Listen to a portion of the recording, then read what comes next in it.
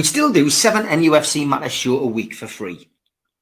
But if you want to help support NUFC Matters, then there are a few ways of doing it. Hit the like button on each live broadcast and video. This helps the channel grow. Hit the subscribe button and select the all notifications bell so you don't miss a single show. If you want to help us financially, then you can join the channel using this button with the membership starting at $1.99 a month. Or you can drop us a donation in the chat using a super sticker. We're also looking for sponsors. If you'd like your brand advertised on the flyers for the show and featured during the ad break, then email John at nufcmatters.com to arrange today.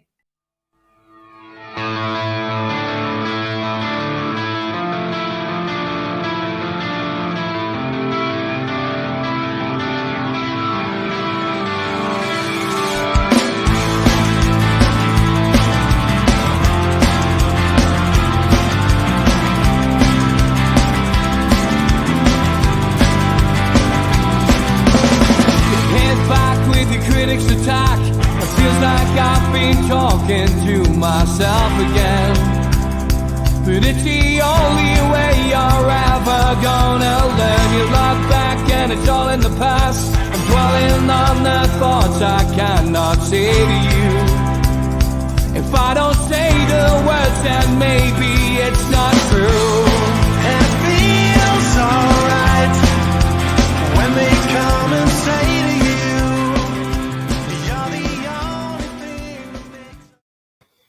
good evening, welcome to NUFC Matters, the three amigos, the perfect way to kickstart your Newcastle United weekend. And as always, joined by George and Mitch. Steve Hasty, hopefully joining with us a little bit later. How are you doing, lads? You okay?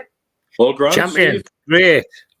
All good. Newcastle, of course, away to Burnley tomorrow. I will look at that a little bit later on. But as always, plenty to talk about on Newcastle United subjects. And we are broadcasting tonight on Facebook, on LinkedIn, on Twitter, and on YouTube. And if you're watching on some of the other platforms, please take time to jump onto YouTube if you've got a YouTube account and subscribe, as we're only 37 subscribers away from hitting that magic 52,000, which we'd love to do in the next month if possible. So if you are watching for the first time, please think about subscribing on YouTube. It will do us a big, big favour. I've just worked out how I could hear you on there and hear you on my phone, because the YouTube's running on my phone. Yeah, as usual, George, there was background noise and I knew it would be you, George. Yeah, if it's not your phone going off at an inappropriate time, it's something else. So don't worry, George. I'm used to it by now. Okay, we will come to the people's questions, and I can see questions flying in already. I just want to talk about tomorrow's game is the 100th game for Eddie Howe, George, and what a managerial career he's had at Bournemouth, and obviously he's been to Burnley as well. But this is his 100th game in charge for Newcastle tomorrow. He's looking for his 49th win. He's had 25 draws and he's had 26 defeats. That puts him just behind Kevin Keegan in the Premier League in terms of managerial success win rate. I mean, I guess that says it all, George. He's been a revelation and the right man for the job under this ownership. Hands up when they pointed him. I wasn't sure. I was not an Eddie Howe fan initially, but if you've got to remember where he started from. He entered a team which every pundit who thought they knew something about football said by the Christmas they're down. They're never going to get out of that. Never going to happen. 10 games on a trot, and suddenly we weren't going down. Things were starting to happen. Then suddenly players who were previous manager would hardly talk to, never mind putting the team, suddenly start performing like heroes. And better than heroes, who were performing like top-class players. And he harnessed that. I mean, people forget that when we walloped Spurs that time 5-1, 7 of that team played for Bruce. They weren't incomers, they were all there. Just Eddie Howe gave them that chance. So if it's just about the statistics, he's won. But for me, it's more than that. It's about the Eddie Howe culture that Suddenly I was waking up in the morning and looking out my bedroom window, and I could see the lights on at the training ground. And who was there? Not the players, Eddie Howe and his staff, already getting things started and putting their posters up and doing all the things that they do. All of that's just been so dynamic for the club as a whole, not just for the team, but for the whole club. And nobody would have really given him that chance when he first come. In fact, many were already saying, "Well, he's gone. We'll go down and he'll go." Well, as I say, 10 games on the trot and we weren't going down, and suddenly people start to take notice of Newcastle United again, and still are. And yes, we've had a difficult season this season, in part because of injuries, but I think I've always said from the office that you have a good season, but what you remember is all the other managers have found you out. They've seen your plan, and in the next time you go, it won't be as easy. They'll be ready for you, and he's even coped with some of that. Really, I mean, the game against Spurs again lately was a masterclass. I mean, when I've never seen a team have 27% of the play and totally dominate the opposition. It could have gone up to 5, 6, 7 if they'd taken their chances. So that's all Eddie Howe for me. That's all to do with Eddie Howe and his team. Yes, he doesn't do it all himself, but the process starts with him.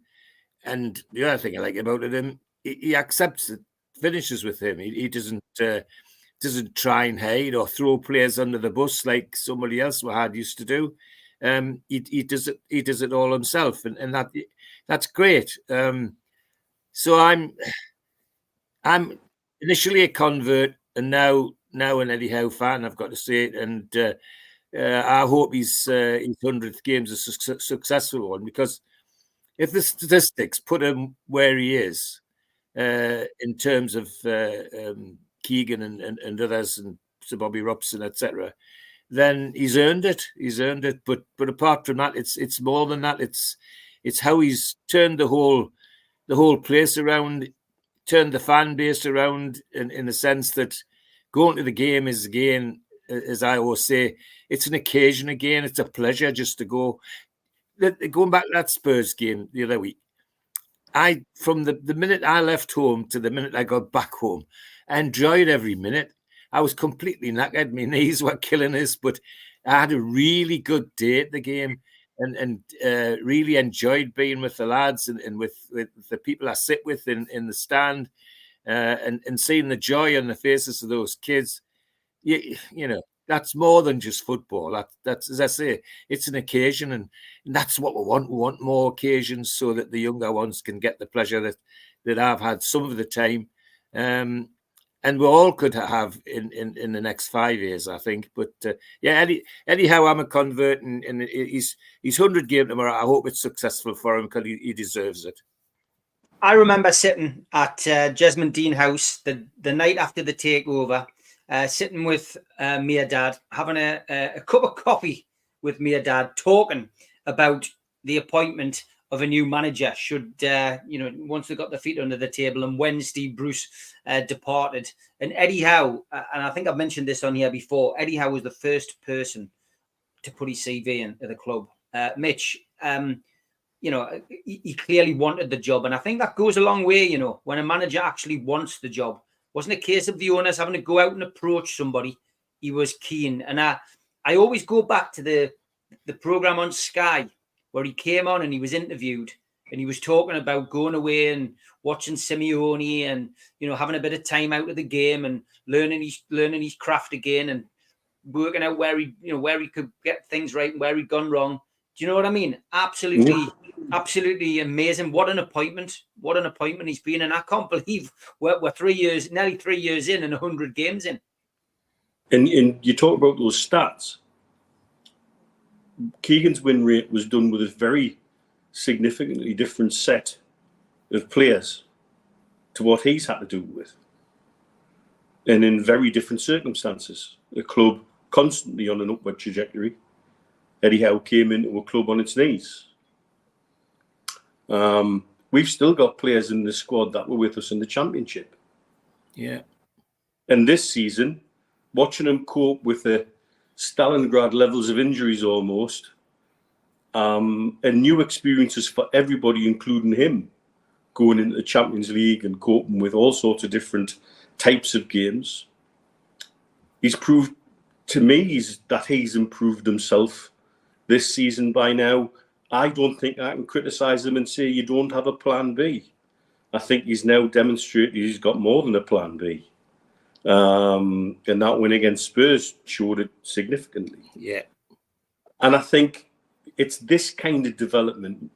We're not just developing as a club. He's still developing as a manager.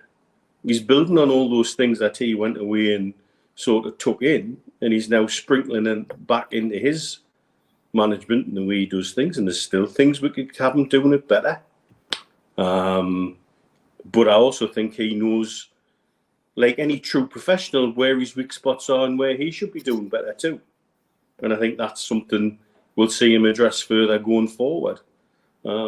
If he manages to scramble us into a European place this season, on the back of the way things went after Christmas, that's nothing short of another phenomenal season from the man. And you're right, where's those 100 games gone?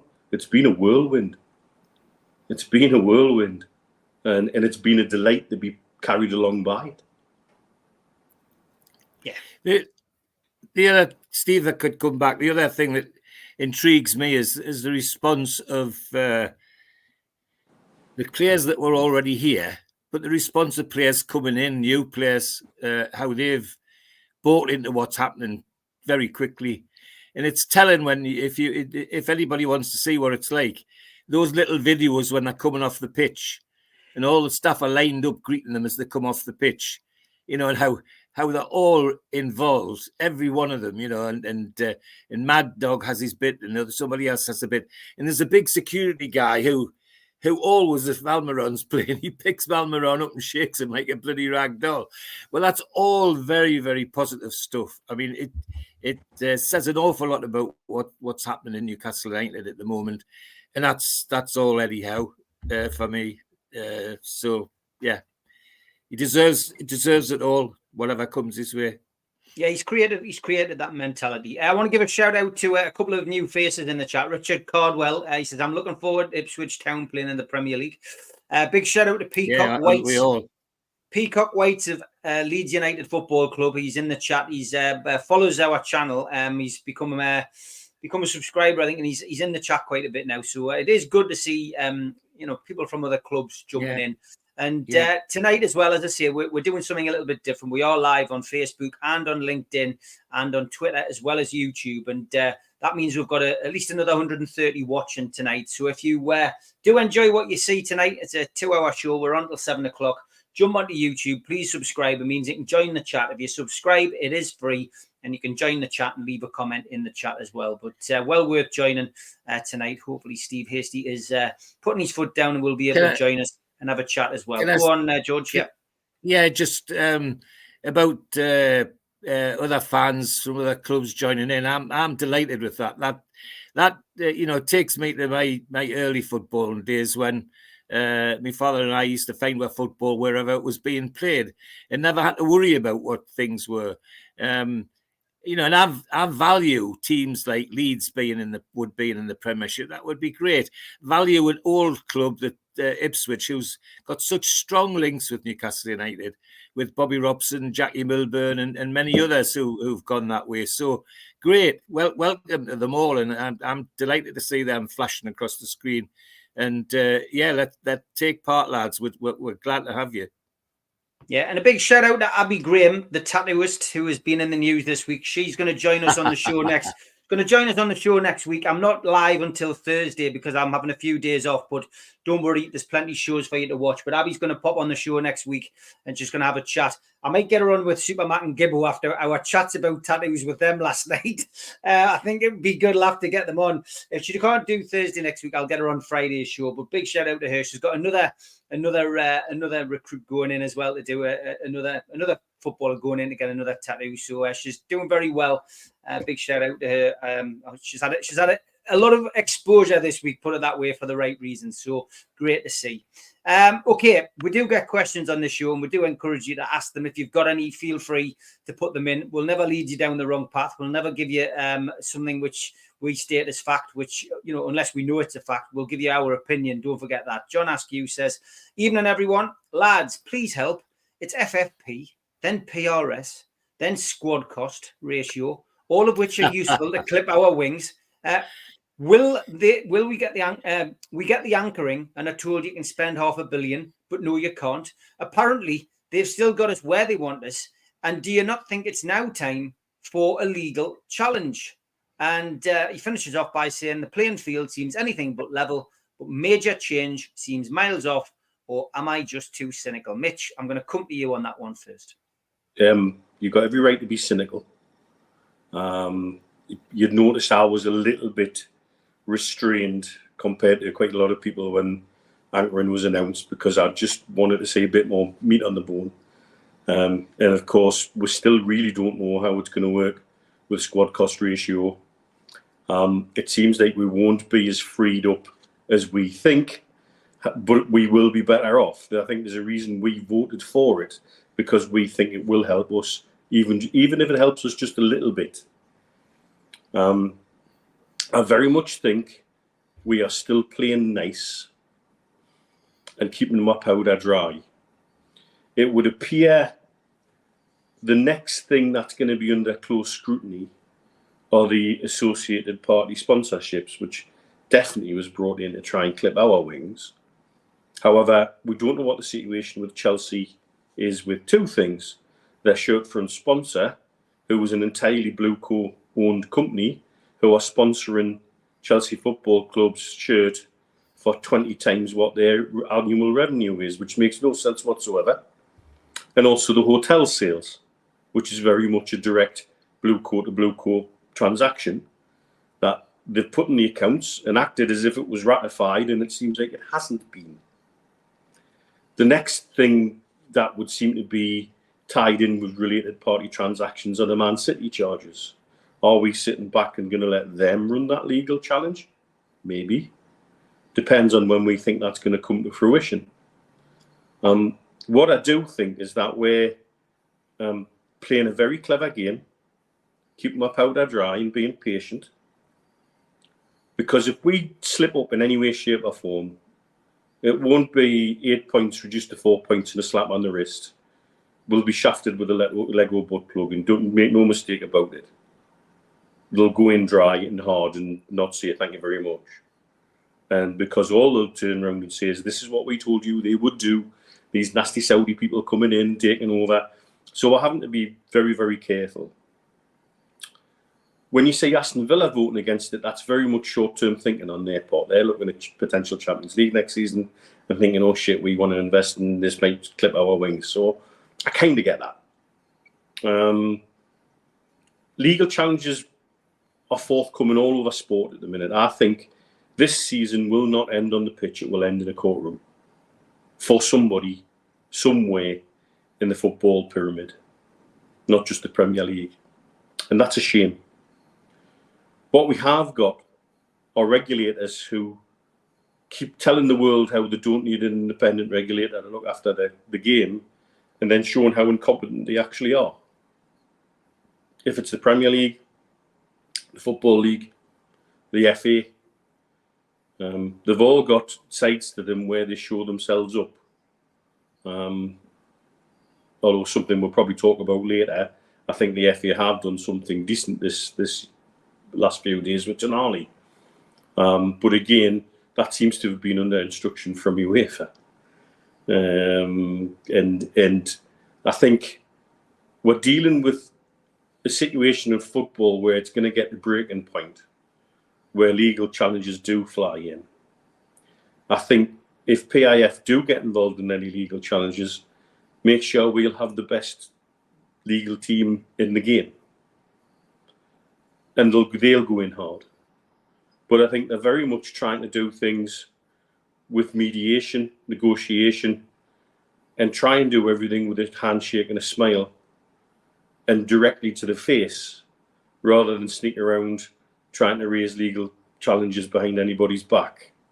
It's really very difficult for us, because anything that we do wrong or anything that we do that is perceived as aggressive, it gives the naysayers a perfect opportunity to use that as fuel to say, see, we told you so, you've let them in and now they're doing this. And I think that's the balance we have to find. I think as a club, we realise we will attract a lot more flies with honey than we will with vinegar. And we're trying to make more friends and fewer enemies. We'll have enough enemies from the start. But that's starting to change, and that's starting to bend as people realise the regulators have put into place a cat's cradle intended just to tie us up. But what they're doing is they're tying everybody up. And that's got to stop. George, you listen to your son. He speaks a lot of sense when we talk about these matters, doesn't he? Yeah, well, and you'd imagine if he and I talk, and I'd be disappointed if he didn't. I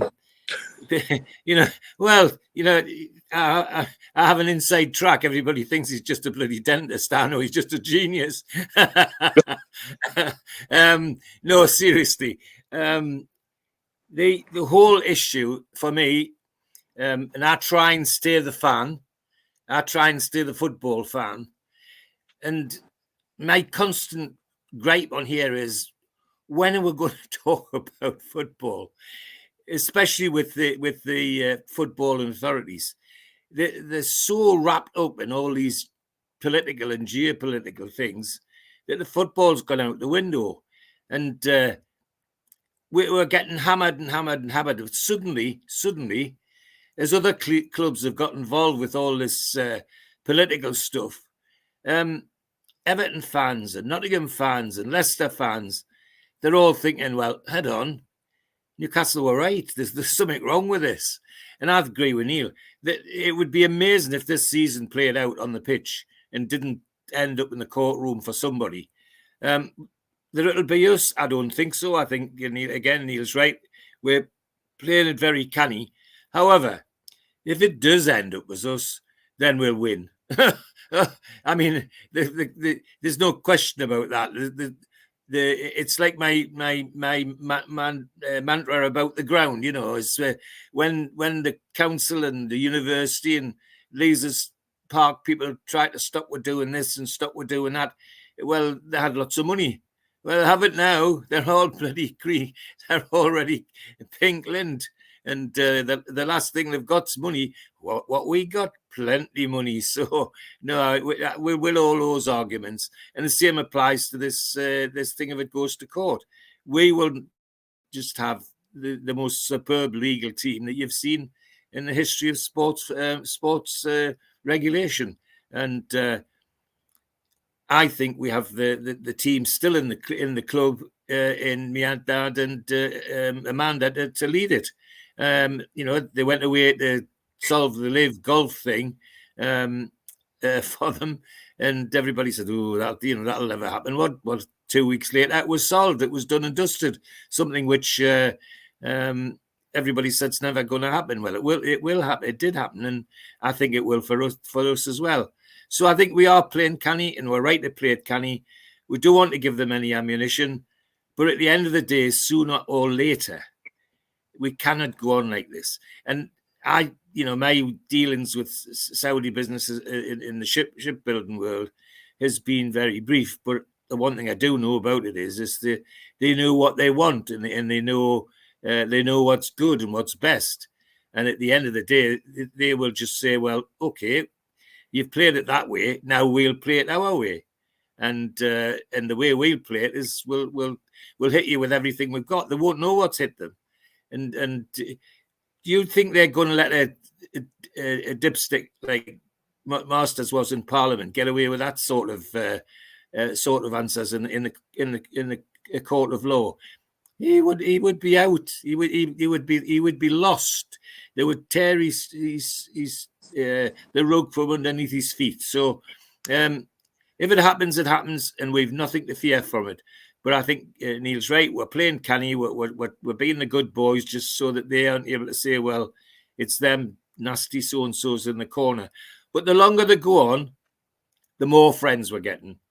The more, and then I go back to where I started, being a fan. It breaks my heart to see clubs like Everton and Nottingham Forest and Leicester and others who are sitting there pining for what's happening to their clubs.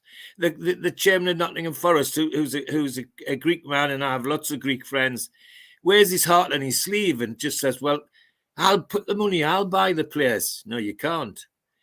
Well, Forest fans are gobsmacked. Of course they are, and have my sympathy. But we're winning friends as it goes on, and the bigger the mess they make of it. But sooner or later, and I think it'll be sooner, and he's absolutely right, this season won't finish on the field. It'll finish in the courtroom. And we'll win. We'll win. You're on mute, Steve. Yeah, I'm here because someone came into the room who was making a bit of noise. 660 watching at the moment, which is great stuff. People, Thank you, everybody. We are live on Facebook as well as LinkedIn and Twitter tonight. If you are on one of those platforms, please subscribe to the channel tonight. I know I sound like a broken record, but we'd love to get to 52,000. Be great to do it this month. We're not far away, 30 subscribers away now. So please, if you are watching on another platform, we do 7 shows a week. Please join us. Okay, we are, as always, going to go through our usual little bits and bobs on a Friday. We're going to start with this.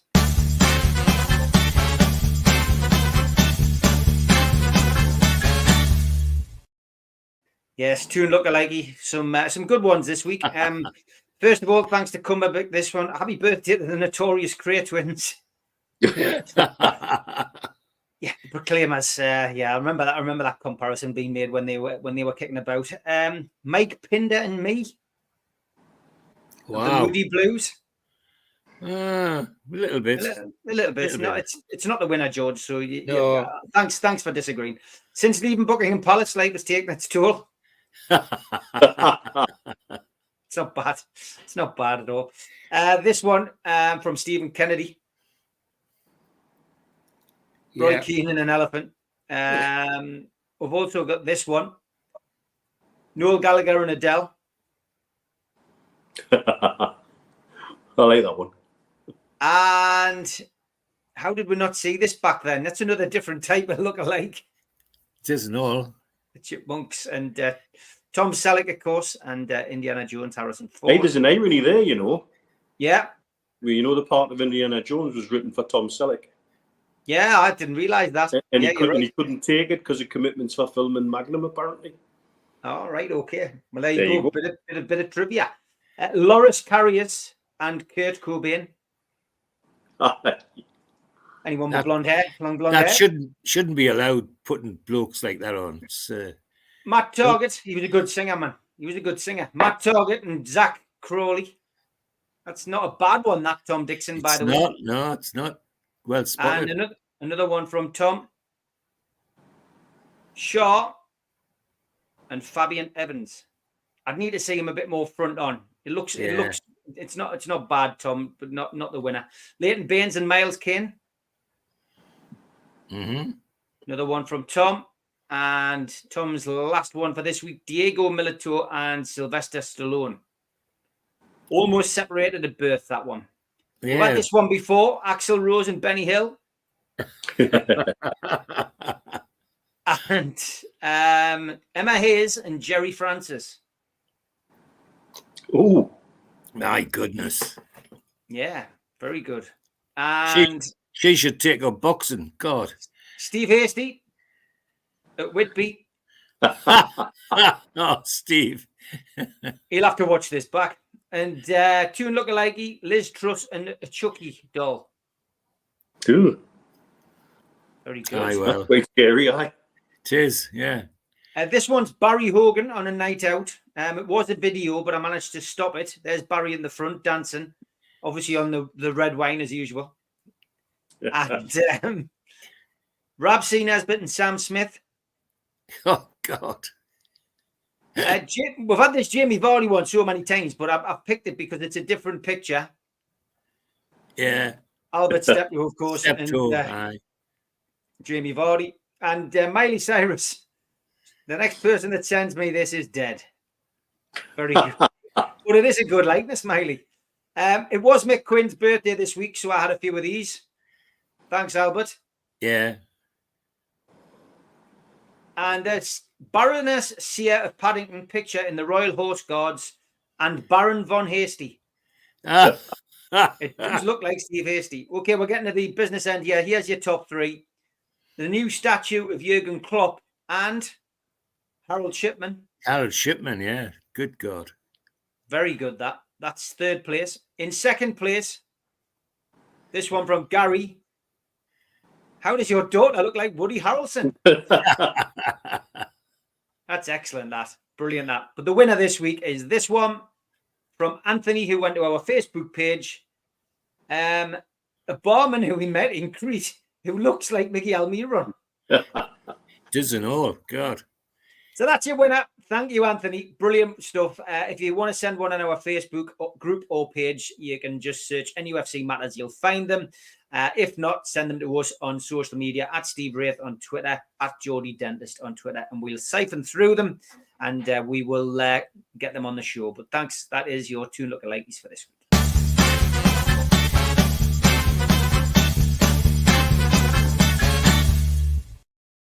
We've been started off talking about managers. Congratulations to a friend of the show, Nobby Solano, who is the Blythe Spartans manager, George. Yes. He took on the job, 12-month deal. Tom Dixon stuck it in the chat earlier on.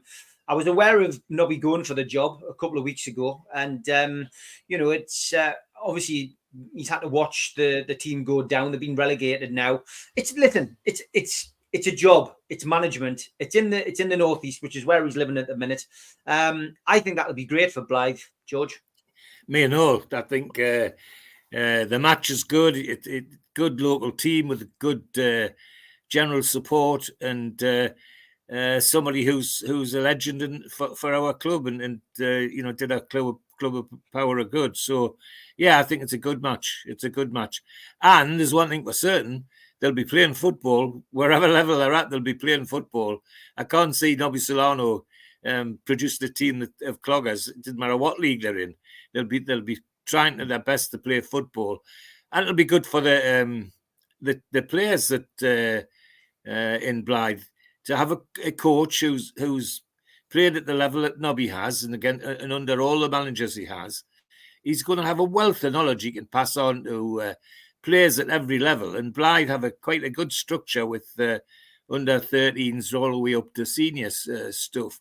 So it's bound to be a benefit for the whole club, not just the first team. But good luck to him. There's no doubt about it. Again, going back to what I said about me and my father finding my football where we could, that was somewhere else we used to go to.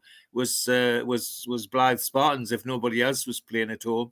And on a personal note, it was when I played for Northumberland boys against Yorkshire boys, it was played at Croft Park, Blythe Spartans ground, and the Northumberland shirts were so shitty. Blythe will use their strips to play our game. And they played in green and white hoops in those days. I've got a picture somewhere in the house. But good luck to Nobby and good luck to Blythe. I think it's a good match. And, it'll do both him and them a power of good. And while we're onto it, I can't help but mention how pleased I am about Steve Watson's team getting into the promotions where they're playing. And, a lot of people raised their eyebrows when Steve went down that far. But it's done him good, and it's done Darlington good as well. So, they're nice stories for me. George, have you got any stories or connections to Berwick Rangers, Blue Rhythm boys asking? Yes, not to the Rangers, but to the ground. Played a trial, an international trial It's a Shieldfield Park, they call it, and that was at Berwick. That was an experience, I tell you. So that's I've got that direct connection. All right, good stuff. Nobby Solano going to Blythe. We've got history with Blythe, of course, Mitch, going back to the 70s when their FA Cup run. Yeah, I saw them come, Mitch, to St James's Park and play the game there. Absolutely, and lots of other connections between the two clubs, and so Spartans are always the kind of club that a lot of us look out for the results for along the way. And I think bringing Nobby in at a time when they've had their problems, I don't think the new ownership went exactly how they planned it to. They've got themselves relegated. That's never a good thing. But why not? You know, it's a good challenge for Nobby. His heart will be in it, that's for sure. And I know, does he still live up that way? Or he certainly did at some stage. And so, you know, there's a lot of reasons for him to have a connection to the club, and that's got to be a good thing. And if he can't bring his experience and the things he's experienced at different levels of the game into that club and try and revitalise it, it'll be a shame. So good luck to him. I think everybody will be behind him. Yeah, there's no doubt about that. The channel's got a link now, of course, haven't they? Because Steve Hastie's nephew's at Blythe Spartans now. Whose nephew is that? Steve Hastie. Jed's son. All right, okay. Yeah. All right. Okay, good stuff. Good luck, Nobby. Great to see you back in football. And look, from our perspective, it's it's climbing up the ladder for Nobby as well. I'd love to see him back at Newcastle in a bigger capacity, not necessarily manager, but just involved in the academy. You should be bringing those kind of players into the football club. I know every step at one step at a time kind of thing. But I'd love to see some people with the experience and I'll be back at the club. Good evening, Tommy. It's a while since I've seen you in the chat, lad. He says, all right, Steve. All right, Mitch. All right, George. Question. Could Aramco be involved in the future, Mitch? Yes. If they did it right, they could be involved now, but will not get maximum value out of it because they'll immediately jump on the associated party connection and will have to probably sort of dampen the numbers down a little bit. Now they're a direct partner of FIFA. At the highest echelon in the game, they're welcome. And so you certainly, I can't see anybody within the game turning their money away. But the thing we have to be careful of with it at the minute is the associated parties thing. Though I do think that's going to come crashing down very, very soon, simply on the back of what Chelsea have done this season.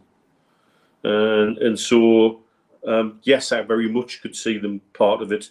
They get involved with all kinds of sports at all kinds of levels. They want to be involved with the very best at the top flight in everything. Formula One, IPL, cricket. Their name's everywhere. And so why shouldn't it be in the Premier League? And if it is in the Premier League, I'm sure they'll be damned it won't be with any other club other than Newcastle United. George, you were like the Churchill dog there when I said Aramco to Newcastle. Oh, yes. What's your feelings? Would you like to see them in? George? Oh, he's gone. Sorry? He's internet. Yes, I mean, no. There's a storm outside. I think that's the problem. They would be great. I mean, I was like the rest to go to the barriers when Ashley wanted to change the name of the stadium. If the stadium was Aramco at St James's tomorrow, I'd be absolutely delighted. And I think that might be one of the things that might happen. But Neil's right. It's this business about toning the numbers down and getting the full value out of it. But it would be great to have Aramco there. I mean, they're on everything. Why not us when we're actually representing the country on the pitch? And aren't they candidates for a World Cup soon? Even Saudi Arabia. So the Premier League might not like it, but lots of people outside football will. There's nothing speaks like money to especially to FIFA and UEFA. So yes, please, let's have Aramco in straight away. I'd be delighted. Darren, no, I don't go along to watch Newcastle Benfield. It's a bit away from me. I haven't managed to get to much non-league at all this year, just due to work and due to going to watch Newcastle play. But look, listen, Dunstan, Gateshead. I've been up to see Heaton Stan. I've been to see Hebburn quite a few times over the years. I do like to go around and see different teams. Consett, Morpeth as well, if I get an opportunity to go and see them.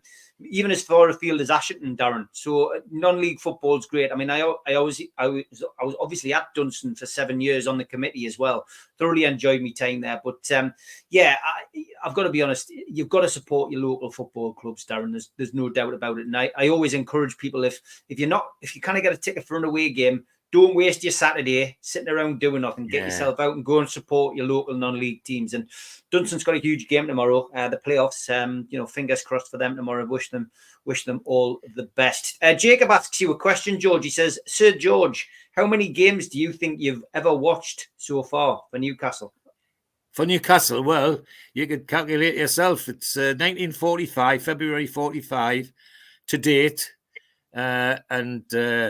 Apart from periods when I've been working abroad for the university, I've seen just about every home game from then. So hold on then. So that's 45. 40, so how many years is that then? 70, 76, 70. Yeah, 76. And so, an average of how many games? 19, 20, 22, 24 in the old days. So it's the average of 19, say. So league games alone, 1,444 league games. And then on top of that, FA Cup, Europe and League Cup. And hardly missed one. Zenith Data Systems Cup, Intertoto Cup. You're probably talking 1,600 games. That's probably what you're talking. At least. Easily. At least. Yeah. That's amazing. Well done, George. Quality. And not much to show for it, to be honest, as far as trophies are concerned. Anyway, that's going to change. Tonali Netherlands, big shout out to you. So if Eddie Howe gets his top 6 with these injuries, build a Howe and Tyndall statue straight away. Honestly, this season, if we get Europe this season, doesn't matter what kind of Europe, it is a hell of a season. There's no doubt about it. Yeah. Blue Rhythm Boy, yes, Howe's presser was great. He did handle the Tonali issue with class, and he was coy about injuries. No change there, Blue Rhythm Boy. So Mitch, Tonali situation. He got us suspended. There was lots of worry and concern that we could see an extra penalty here. He was going to be out the game for longer. But you know what? I think the FA handled it properly, and essentially it was down to him cooperating, and the admission of guilt, even of things that they didn't even know about, Mitch, which was great. Yeah, and I think that's clearly they've taken everything into consideration. The ban he's received and already been under, that it was the instruction from UEFA was to treat it concurrently.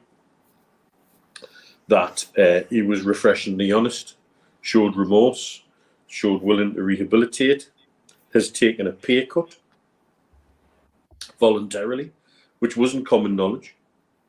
And I think, they've taken all those factors into consideration and come up for once with a genuinely sensible response. And to be that open about how they've come to it, to release the amount of detail that they have, has to be respected as well. And I'm presuming that's been also done with Tonali's understanding that we're going to do that. So that gives him more power to his elbow. And I think we're going to see a genuinely revitalised player coming back once he gets back in next season. But I'm grateful to the FA for behaving and applying common sense, which doesn't seem to be so common these days. I was genuinely worried it was time to make an example of someone. I think if that had gone to the Premier League, I think we might have been talking about different set of results. But because it's gone through the FA, which is the way that this was directed, it's been handled sensitively. And I think it's been done very, very well, and I think everybody must be delighted with the outcome. Yeah, common sense prevailed, George. Well, yes, I think I wrote it straight away when I seen where it was, and go back to my time as a magistrate. It's the sort of thing we used to do in court all the time. That ask lawyers if the defendant had other things they'd done and they wanted it to take into consideration, and that's exactly what they've done with Tonali. They've said, "Well, have you any other offences to take into consideration?" And he's just coughed. He's just said yes, and so he's got what is a common sense sentence is the best way to apply it. And for once, we can use common sense and officials in the same sentence, because that's not always the case. But in this one, it is the case. It was a common sense application of the rules and the natural laws of justice. Somebody put it on the strap on the bottom. It's not right to sentence somebody twice for the same offence. Well, be in law, it's not, but it's a law. That is natural justice. Natural justice says that it shouldn't happen, and it didn't happen. They used their common sense. So well done, the people that decided it, and well done on Tonali. He's redeemed himself by doing the things that he did and coughing and making it easy for them. And as Neil says, accepted a pay cut while he's been kicking his heels. Well, good on him. Great. So I've got a feeling when he comes back, he'll be as fit as a butcher's dog as well. We'll see a different Tonali than the one that we saw. But great, yeah. Common sense. Okay, Daz, good evening. He says Newcastle United are expanding their current training facility at Benton into next door with neighbours. The Northumberland FA is set to move out at the end of the season, Mitch. Expansion of the training ground was always something that they were going to do, Mitch. And it looks like it might happen sooner rather than later. And that would leave potentially the door open then for a sponsor to come in for the training ground, I would imagine. I think in more besides, I think they obviously want to get a certain level of sponsorship. And I think part of the scrutiny that will be given to the deal is, well, what are they actually sponsoring and what bang are they getting for their buck? And so I think it's another one of your customers there. So I think that you're right. I think that's where it starts to open the door to sponsorship, when we get a better, bigger facility that again raises the game in terms of what we deliver for the players, but then raises the game on what we're offering to a sponsor. Yeah, expansion of the training ground, George. I mean, the upgrades they made were great, but to get a bigger one is very important, isn't it? Yeah, extremely important. Yeah, so that they can think about doing other things as well, and making the better facilities for the academy, for the under 18s, and bring the paddling pool back. Absolutely, and the wheelie bins to put the ice in. Why not? Yeah. I mean, really, is that really us? Well, it was us. I'm sorry, and I can vouch for it because I can see it out my bloody bedroom window. It just all positive things going forward. That's the good thing. Is that as a club, the kids are seeing new things. The new players coming in are seeing new things, and as fans are seeing new things. That's all. It gets a positive vibe around the club, I think. And if a ground sponsor would be great. So, in my view, long overdue. And having seen what allegedly Northumberland FA did to the teams that have played there, in terms of rent, and it's just as well they're going as well. Yeah. Yeah. Okay. Good stuff. New training facilities on the way by the looks of it, and lots to talk about tonight, and lots to get through as well. A big thank you to you all watching. 770 tuned in tonight as well. Thank you. Different platforms. Question for George from Tom Dixon, and question for Mitch as well. Would you take Marco Reus? He's a free agent from Dortmund. Wow. It's a difficult one because at the moment I would say yes, because we're threadbare. But then looking forward ahead, is he somebody that's going to be useful to in the seasons ahead? I'm not sure he would be. So there's a bit of me says yes because we're threadbare, but there's a bit of me says not for the future, not for the future. I mean, if they want a chance a season, loan or something like that could be useful for as I say, the way we are. But I'd be disappointed if we couldn't get somebody better if we're seriously looking for players. But he wouldn't be a bad shout just for a one-off. I mean, if we could get him now, great, but we can't. Barry, as you know, does a list, Mitch. He's up to 72 on his spreadsheet for players that Newcastle have been linked in. And we're not even at the end of the season yet. I mean, that's another name to probably add to the list, Mitch. What do you think of him? Probably. I mean, look, when we drew Dortmund and PSG and Milan in the Champions League, and you looked at them, one of the things I looked at with the Dortmund squad was they didn't seem to have many superstars.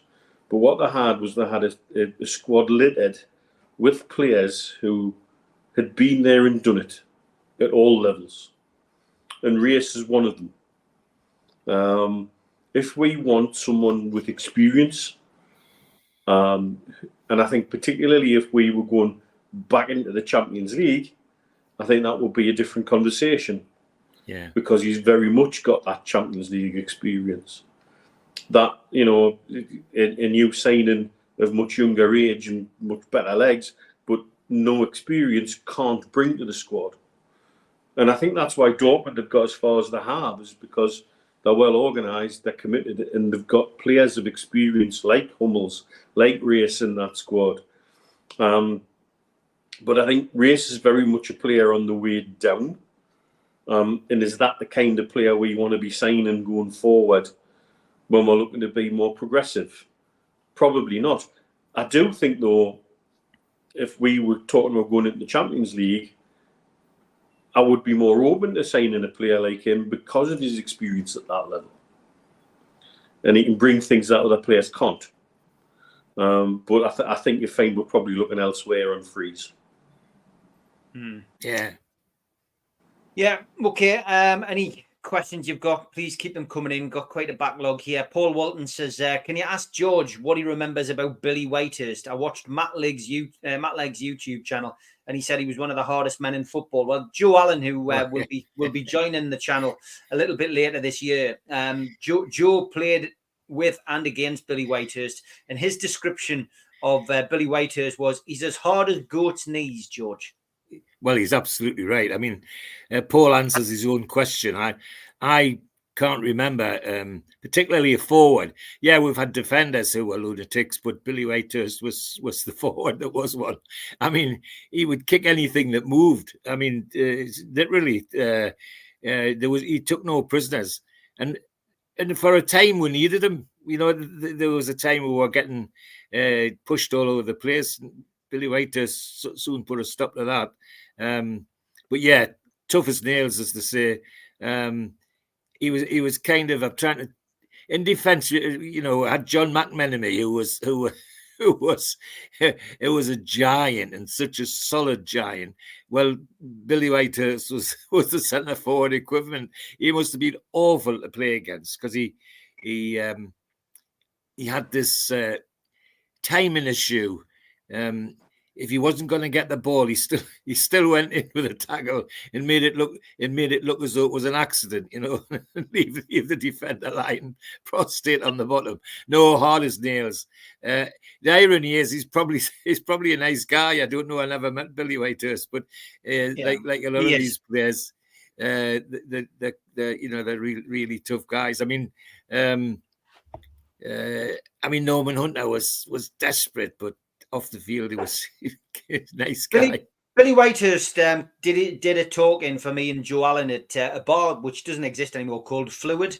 I think it's the Beelham Inn or Beelham House now or whatever it's called. We used to do the pre-game talk-ins there. And Billy Whitehurst came and did one for Joe. And he'd never done a talk-in for Newcastle fans since he'd left the club. And when he left the club, if people remember, he went off down the tunnel.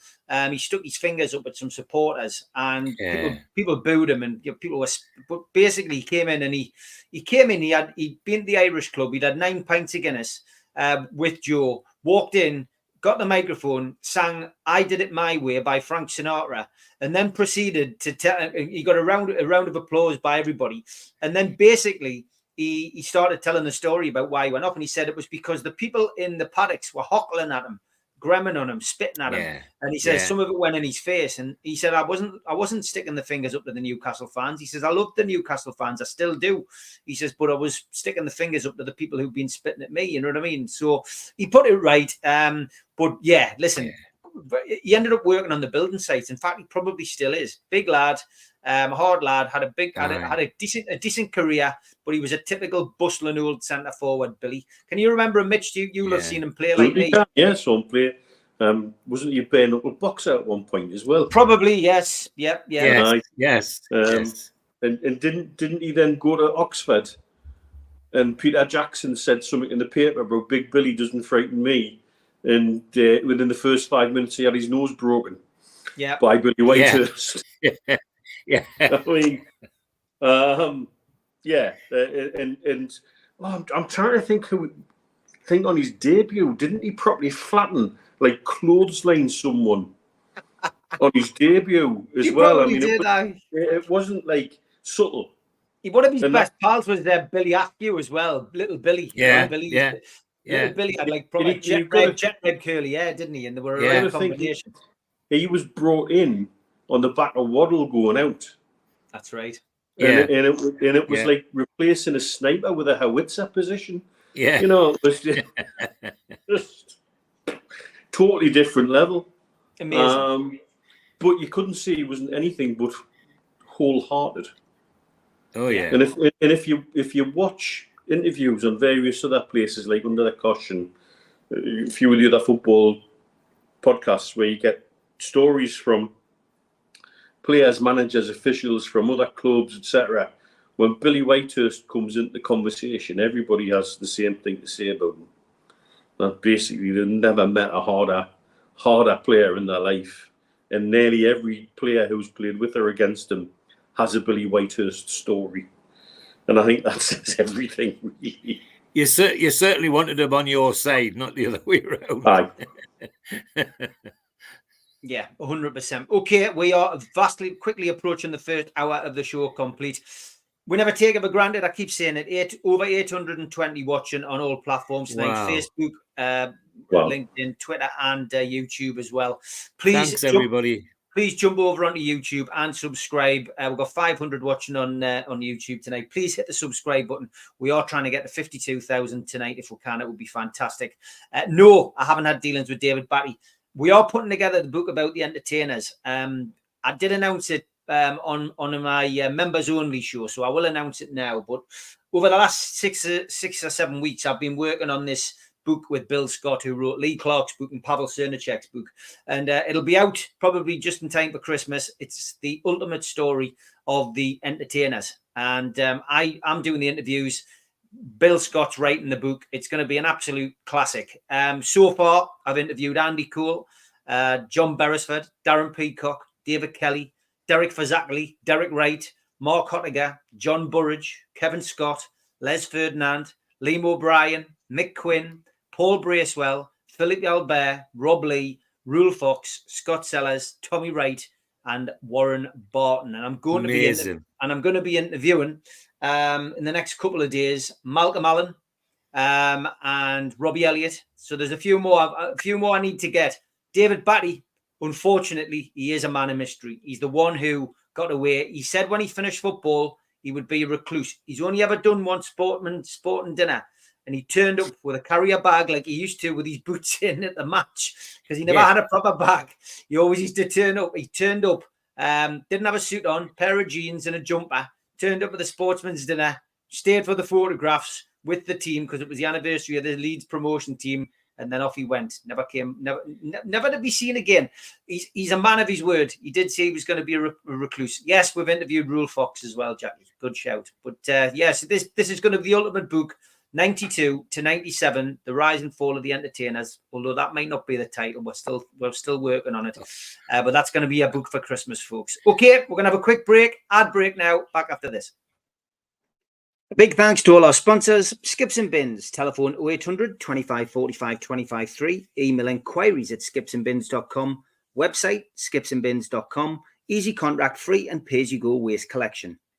Thanks to Mr. Vicky's Sauces, handmade in Cumbria. Their website, mrvickies.co.uk, telephone 01768 210 102, or email info@mrvickies.co.uk. Thanks to United Group Travel. There are no strangers in our tours, just friends you haven't met yet. Their website, unitedgrouptravel.com, email beverly.ugtl@gmail.com, telephone 01670 632 460, or mobile 0791 666 4174. Thanks to Media Arts for the technical side of things. And you can also find us as a podcast on iTunes, Spotify, or other podcast providers. You can subscribe to the channel by hitting the subscribe button underneath this video. Hit the all notifications bell so you don't miss a show. Hit the thumb up to like the channel and click share to your social media. If you want to join the channel, then click join for as little as $1.99 a month. If you want to become a member, for a one-off £25 payment, email john@nufcmatters.com or go to membership at the website nufcmatters.com. If you've got a smartphone, hold your camera over the QR code and it'll take you straight there. We also help the food bank on this channel. Go to nufcfansfoodbank.co.uk to the matchday bucket and you can leave a virtual donation today. Don't forget the end of season due is 20th of July at the Tyneside Irish Centre. Tickets are a tenner. The money is going to Dementia Matters. It's a centre up in Brunswick. The money raised in Newcastle will stay in Newcastle. Supermat and Gibbo and George on stage, and the Long Sands are providing the music. An acoustic set with Trev and Gaz. Tickets are a tenner, and you can get them from newcastlelegends.com or nufcmatters.com. And don't forget, Rob Lee is going to be at the City Hall on Friday, the 2nd of August. A nice pre-season show. Tickets are available from ticketmaster.co.uk, starting at £15. And a little bit further on next year in January, an evening with the Entertainers, Friday, the 24th of January. The Entertainers are back together. Get your tickets from the Tyne Theatre and Opera House now. Going to be a great opportunity that to meet a lot of the players if you get a VIP ticket. We're coming into the closing stages of the season, and me and Ryan Ted do the Northeast Footy Brekkie Show. It's live on the Toon Radio, weekdays 7 till 9. It's on DAB, smart speakers, and the toonuk.com. We are running our show until the end of May. We're having 2 months off, and then we will be back at the end of July. It's been a lot of fun doing that and having a laugh at the rise and fall of the Mackems and the Smuggies this year, but good fun with the lads. Thoroughly enjoyed it. Okay, lots to get through in the second half of the show, and I think it's time for a little bit of this.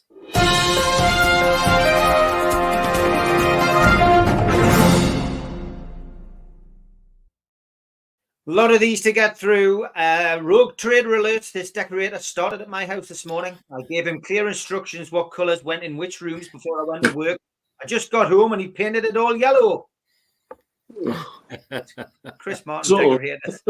I love this. I do like it because we do think of this show as for the slightly more mature Newcastle fans.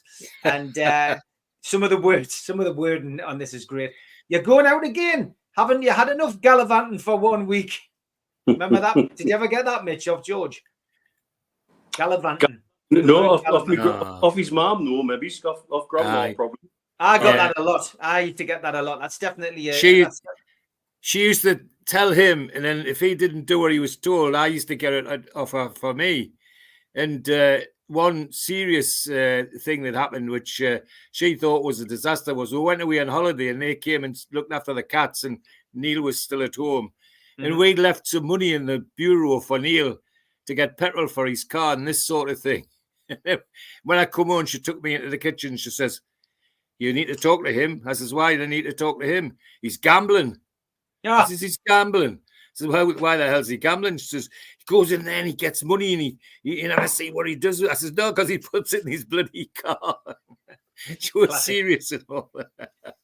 Thanks to Dunno for this one.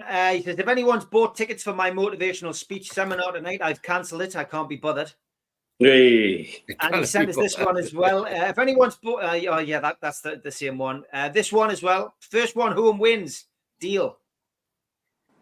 Shit. Very good. I like a Star Wars one, as people know. Rita Sue and Boba Fett 2. Thanks, Ian. And 90% of bald people still own a comb. They just can't part with it. I think that was aimed at me and George. Thanks to Jimmy for this. Fully erect tent. Looks like someone's excited about camping. And I work to buy beer and I drink beer to forget work. It's my circle of life. There's Stu Penman's mantra. Yeah, nice one. Bruce Lee and his brother, Brock Lee. Oh. And Ahmed Sheeran. No, you're not. You're not even ginger. Honestly, some of these that come through. This one, crazy to think they built a city on these two things. Rock and roll. Very good. Very good. Subtle. And I bet it doesn't have a cup holder, this car. Come on, you Spurs is the registration plate. And this one, nope, not Cinderella. And Dell from God's Country sent this one. Parking space wars in Sunderland. Your car is too close to my house. There is better spots. I will have you towed. Try me, you will lose. Yeah, the spelling is definitely from that neck of the woods, mate. Celebs in the Wild. She does what now? Holly fingers her lady garden in the magazine there. And bike still for sale. Yes, it is. Watch the lowest you'll go on it. Well, 2 miles an hour. Anything less than that, you'll tip over. Oh, dear me. Another one from Jimmy. He says, Jersey of the Year candidate in the background. Suck me off. 69. God, dear. And last time I go to a deaf tattooist. Brilliant. Chair. That's a bad tattoo. Cheers. Did these people all shop at Malcolm McDonald's shop, do you think? Possibly. And finally found him, lads, from Gary. That's who the emoticon's based on. Excellent. Aye. And when you sneeze so hard that your mustache changes lips. And poor Couch is terrified. It does look like it's got a face. Here's a solicitor. Ditcher, quick and hide. Divorce lawyers. And I see dead people. They've been declared fit for work. Dad, there's a beetle crawling across the ceiling. Is it Paul or Ringo? Help! I need somebody. Oh, dear. Predictable. It is, but funny. And this one, my wife asked if she could have a little peace and quiet while she cooked dinner. So I took the battery out of the smoke alarm. Oh. Jules isn't in the chat tonight, so I'll not get wrong. Tweet of the week, thanks, Andrew. Dad, am I adopted? No. Why would I pick you? Oh. And as I complain about our Wi-Fi not working, I eventually realised I've been turning an air freshener on and off.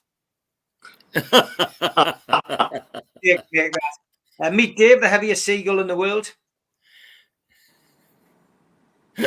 And shall we try a different position tonight? Sure. Why don't you stand by the ironing board while I sit on the sofa and fart? Oh, dear me. Paddy Power, another bad result for the worst team in the league. But enough about Man United. Sheffield United are officially relegated to the Championship. And Alan Shearer's in this week. Oh, come on, Liam. Don't look back in anger, man. That was it. That was in response to a pile of abuse that he put out. Here's the best response to a speeding ticket we've ever seen in Northern Ireland. Dear sir, Thank you for your letter dated the 5th of November 2019 explaining that I'm eligible for a speed awareness course costing £99 and 4 hours of my life. I've decided instead to grudgingly accept your penalty of £65 fine and 3 penalty points for my transgression of driving at 37 miles per hour up a hill at Donaghy Road, Newtown, on Saturday the 19th of October into one of your agent's traps. I've enclosed a cheque inside your letter, and you will notice that I have taken the liberty of rolling it up very tightly to make it easier for you to stick it up your arse. Yours sincerely, Thomas McKee. Great. This is the truck, Marcus Trashford. What are the names? Yeah. And the man's collapsed here. What happened to him? Wife, I told him he was right and that it was my fault. Oh dear me. And when your lollipop falls on the carpet, lads. Oh. And it seems to me you live your life like a crowd that can't win. Yeah, got to get a couple of singing ones in. Here's another one. John Barnes has been banned as a director after his company failed to pay almost £200,000 in tax. Dale Whiten chipped in with this. You've got to pay your tax and do it at the right time. You can be slow or fast, but meet April's deadline. HMRC hits you and hurt you. Charge so much tax. There's only one way to beat them. Offshore account. Very good, Dale. Very good. Not quite a poet, but very good. Pack it up, pack it in. Let me begin. Very good. And last couple. And we're live in 3, 2, 1. Jesus, Fiona. And the winner this week, Stretford Paddock. Bruno Fernandes covered the most distance in the Premier League in 2023. The reply from one guy was 99% of it running after the referees. We'll leave it there for this week. That's your tweets of the week. Send them to us on our Facebook group or Facebook page. You can like them or join them or send them to me at Steve Wraith on Twitter or send them to Mitch at Geordie Dentist on Twitter, and we will pick them up and use them next week.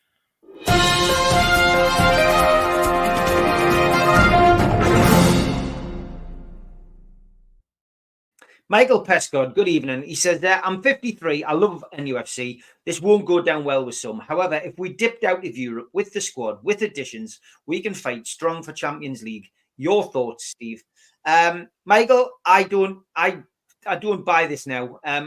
If you rewind back 3 or 4 months, I was saying the same thing. I think it depends on what mood you feel, how you feel on a particular day. But you know what? The resilience and the fight that Eddie Howe and the boys have shown over the last 3 months with all these injuries to get themselves into this position.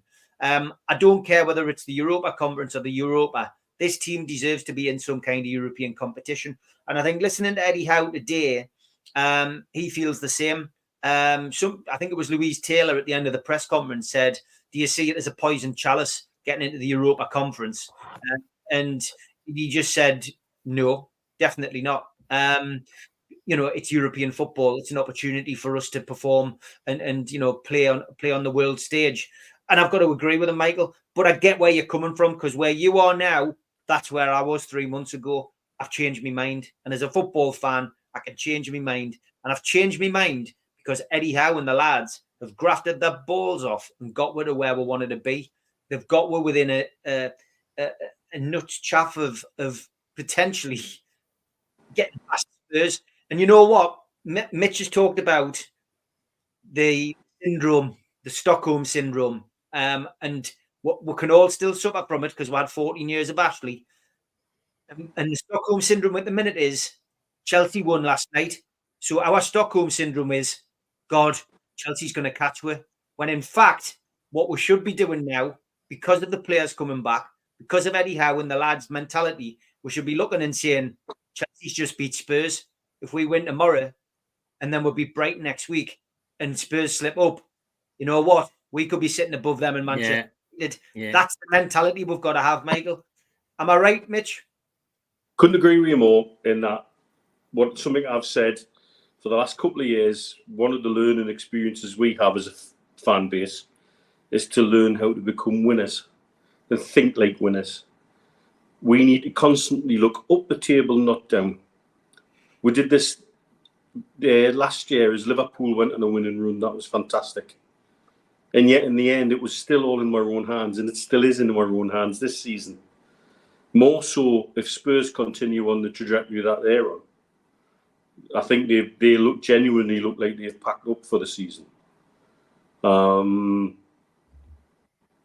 other thing I would say, income stream. It's not a brilliant income stream compared to Champions League, but every penny matters. And so getting into Europe by any means makes a big difference.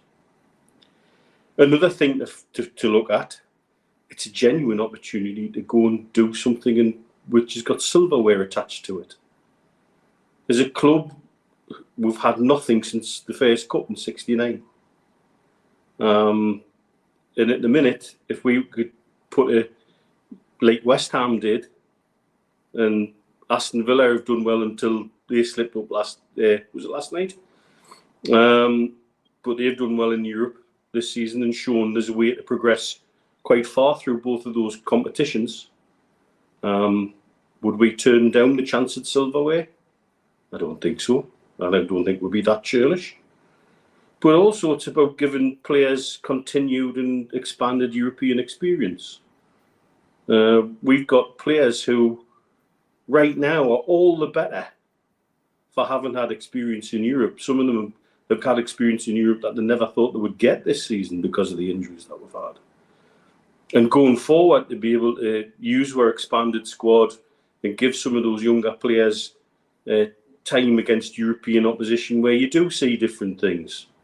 You do see different ways of playing, different ways of cheating, different ways of winding you up, different levels of skill, different experiences with crowds, with pitches, with stadia, all of those things. I think would be really churlish not to let our squad grow on and off the pitch in a competition like that, which genuinely we would go in with teams looking at us saying, well, don't want to draw them, don't want to play them.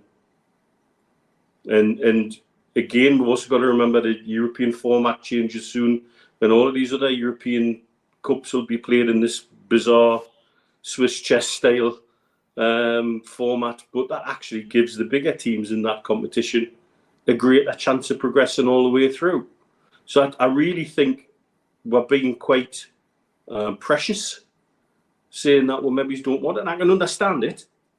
I know where you were a few months ago, Steve, and I know we bounced that around here and there, but I do think there's lots of benefits to it that I think we've got to embrace rather than just turn it down because it isn't the Champions League. Yeah, I think you've got to own it as well. You know, we can hold our hands up. We can all be wrong at times. And, you know, I've done that many times over my time supporting Newcastle that, you know, we can all say things. I do feel like we've got a degree of responsibility, though, when you're doing a podcast. I think we try not to go for sensationalism on here. We try not to go for clickbait. We always try to, you know, be honest and just give our own opinions. And like we've said before, George, we can all disagree on here. You know, it's not every week that we don't sit here, me, Steve, you and Mitch on a Friday night. We don't always agree. That we can always, you know, that's the beauty of this show, you know. And you might be related to Neil, but you can disagree with Neil as well. But we can also be wrong, and we can always come back and say, well, actually, I've changed my mind, and that's what I've done. Well, isn't that the beautiful game? Isn't it? I mean, that's part of the beautiful game, is that you can see something and you look at it in a cold light of the day a couple of days later, and it looks totally different. And as long as you've got the balls to be able to say, well, yeah, I maybe wasn't right about that or something, you get pleasure out of it all. It's, as I say, it's just part of being a football fan. And whether it's with your own fans or other fans from other clubs, it doesn't matter. It's all about the game, and that's it's the game that's important.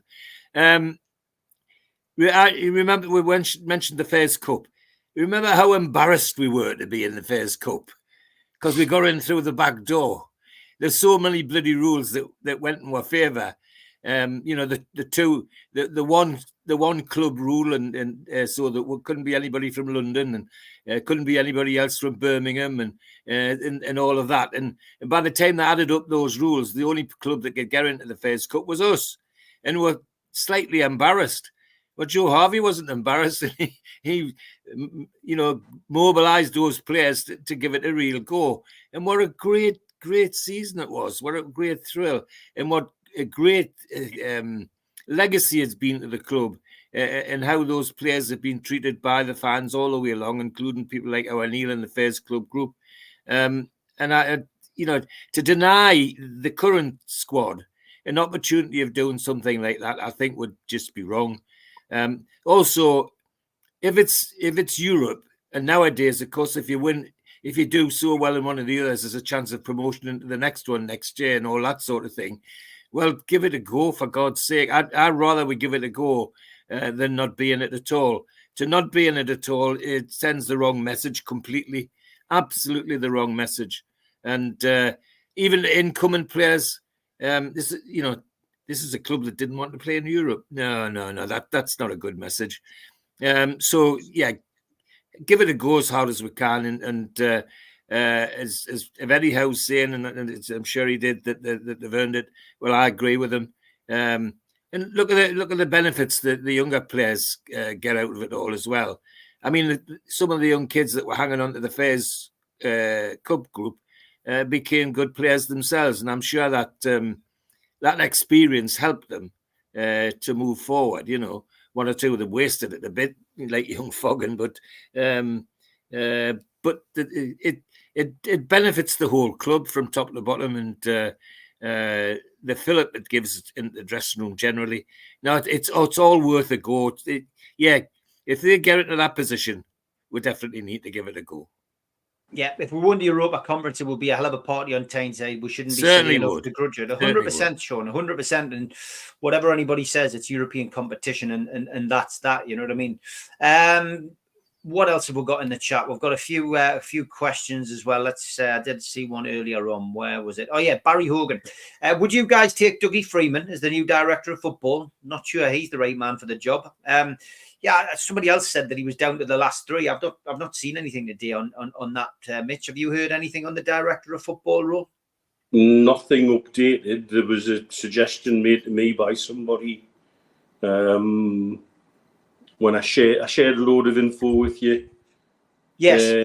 Part of that conversation I didn't share with you suggested that Paul Mitchell was out of the running. Okay. But I've not had that from anywhere else. So I don't know. Can't really say with any authority. Dougie Freeman seemed to develop into a very interesting candidate. And I don't know anybody who's got a bad word to say about him. I know he wasn't always appreciated as a stellar player, but that doesn't necessarily mean he's not going to be a great director of football. How many great footballers become great managers? Not many. How many great managers were maybe mediocre footballers? Quite a few. Yeah. So, I've not interviewed him, not been in the room with him. If he was to walk in and do something like Howe did with the ownership group, then they might be impressed enough to say, yep, let's get him in. I spoke to an ex-player this week who has experience at that kind of level, and what they said to me this week was that they are aware that Newcastle are looking at a particular type and a particular type of director of football, and an experienced one at that. So, this particular person wouldn't have an opportunity to be director of football, although I'm sure they would love the opportunity, but they are looking for a specific type and they're not going to be rushed into it. So it's great. I think it's refreshing to see that they're taking their time and they're going to get the right person. And it shows that Ashworth wasn't the be all and end all. Yeah. And perhaps the situation that's ended up being created was better to be done sooner rather than later, than let certain things fester and become a big problem. Because I believe, from information that I've had, and talking to Stu, talking to Steve, talking to yourself and others, that there was more than a single problem between Ashworth and Howe, and that the situation they've got now is that Ashworth maybe hasn't been entirely open with Man United about certain clauses in his contract, and he's now left with egg on his face. Don't know how much truth's in that, but I find the thought of that as being quite amusing. Yeah. So desperate to be associated with Brailsford again, so desperate to be brought into some sort of project that they say is a super project. I was reminded this week that Ashworth was part of the review into cricket that pushed the 100 forward as a tournament over the top of the county championship. Well, that's been a great success, hasn't it? And so suddenly his legacy doesn't look as infallible as it perhaps thought it was. I think we've been very clever with how we've handled it. And now we're moving on, and we're in no rush, because however they've divided up the jobs, and however they're negotiating new contracts, and however they're looking at signing people, my understanding is we have offers lodged with 3 out of contract players already. Mm-hmm. But when have we ever acted that quickly? Yeah. You know, so again, however they've divided up the roles and whoever's doing what within the club, sounds like we're managing quite well. Without a director of football. Yeah, and anybody bringing in is only going to be icing on that cake. I have an idea of the kind of person they'll want to sign. My personal feeling is it'll be a statement signing. And it'll be somebody that would be in a position to attract players based on his reputation within the game and his then now association with Newcastle United. But let's see. As I say, I'm glad that they're in no rush. This is the kind of appointment we can't fuck up again. Yeah. And so let's do it at the right time. Are Man United in a rush, do you think? Because, I mean, you know, Sir Jim Ratcliffe, obviously, the man who thinks we should be building a stadium in Manchester and the government should be funding it. I mean, wake up, mate. You know, do you think he's probably looking at this situation thinking, you know, what have I done here? Do you think he's communicating with Newcastle? Do you think he's tried his best to get him, you know, get this deal sorted out? Because it just seems to have gone dead. I mean, are we going to go to arbitration? What's your thought? My belief is there has been one face-to-face meeting and he was basically told, read the contract, mate. I do like it when Newcastle are like that. You know, this is so different. This is why I laughed last week when I saw Man United fans, you know, you're proving you're a small-time club. We're going to get him in the end. He's already working forward. Yeah, no, he's not. And no, we're sticking to the contract because the contract is as it is. Even if it goes to arbitration, that's going to drag it out.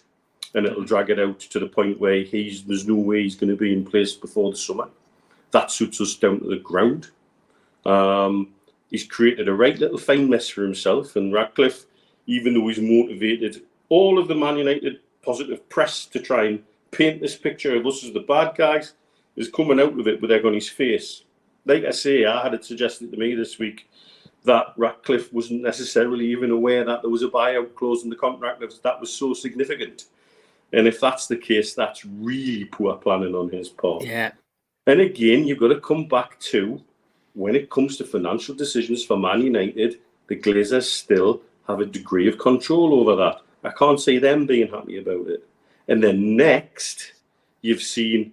Benny, you probably read that situation quite right from my point of view. But then you see this thing that I mentioned on Twitter, the valuation that a BBC report's done on the Man United players. Where the hell did they pluck those valuations from? I'm sorry, if those valuations are right, Paul Dummett's worth 30 million, Sean Longstaff's worth 50, young Lewis Miley's close to 60. Yeah. And you need to rethink all of our squad. God knows what Bruno and Isaac will be worth. So and Gordon. And they've got these players sat on massive wages as well. They're not getting rid of them easily. They're in the same boat that Chelsea have got. Players on long contracts with big wages, and getting them out is not easy. And they think it's going to be. And what's the common denominator? American owners who think they understand FFP, but they genuinely don't understand the game of football. And they're screwed themselves. And long may that continue. Yeah, I'd agree with that, George.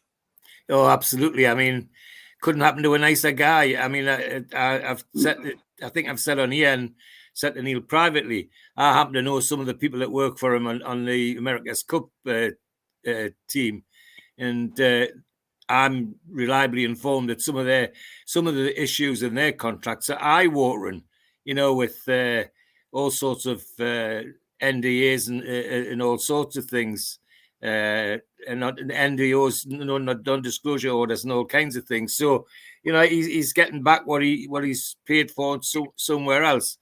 And the very fact he's allowed himself to get into that situation says to me he's come in thinking he was going to reinvent the wheel, and realised in football he cannot. He just can't. I mean, there was a nice bit in Parliament. I sent it to you, Neil. George, what's his name? The Scottish MP, who was responsible for bringing the Celtic board down, and was standing up in Parliament saying he's going to bring the Manchester Glazers down, and if he gets his way. Well, that Mr. Ratcliffe's not going to enjoy that, because and certainly means he'd have a big voice if the government even attempted to put money into a stadium in that part of the country. So no, it's a nonsense. And but one of Dan Ashworth's own making, he seemed determined to be alongside his friend Brailsford, renew their acquaintance. I gather it's a very long acquaintance. Might even go back to when at school together, is my understanding.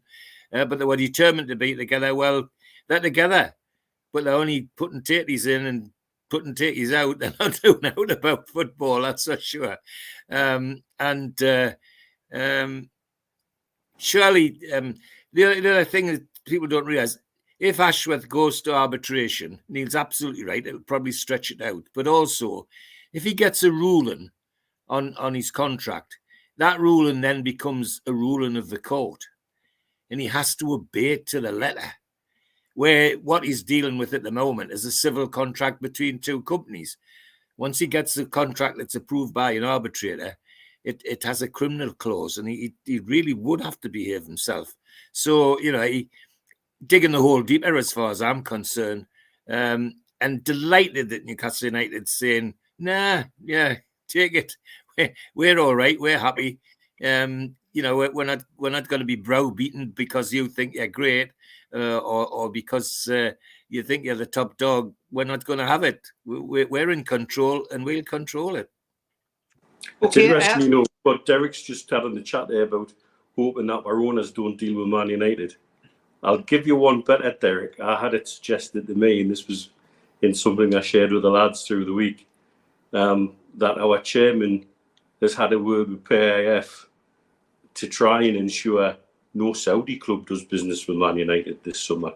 And that actually makes me laugh out loud, because he's got that kind of influence. Now, that would be funny. That really would be funny. Maybe that might be true. Who knows? We've got, believe it or not, lads, over 900 watching tonight. Wow. On Facebook, on LinkedIn, and on Twitter. Thank you for your support. Those are pre-takeover figures. Great to have so many on. I decided to share it on all the platforms tonight. We've got over 500 watching on YouTube. Those of you watching on other platforms, when the show finishes, please jump onto YouTube and please just hit subscribe. We do 7 shows a week. We are trying to get to 52,000 if we can this week. It'd be fantastic to be able to do it. And if you can just subscribe, it's free, costs you absolutely nothing, and just means you get a notification on your YouTube account if we go live. We've got 7 shows a week, plenty coming up over the course of the next week as well. So please do subscribe. It does help us out. Massive thank you. Well, I did have a complaint last week in the chat, though, after the show, in the comments about this music.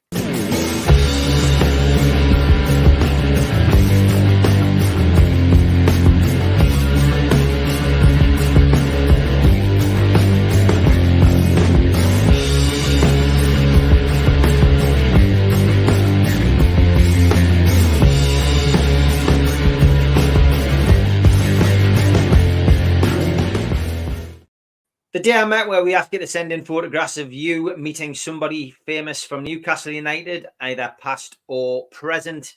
And Martin, thank you. It's his second appearance on the show in the last couple of weeks. And with it being Mickey Quinn's birthday this week, I thought it was a perfect opportunity to show this. And I've got some great photos of me and and Mickey Quinn. But I thought, yeah, let's show one of the lads, Martin Bailey, a good friend of mine, has sent this in, him meeting Mickey Quinn back in the day. And the music, I'm afraid, it's been with us for so long. People get rid of that feature. I don't like the music, but there's only a minority view.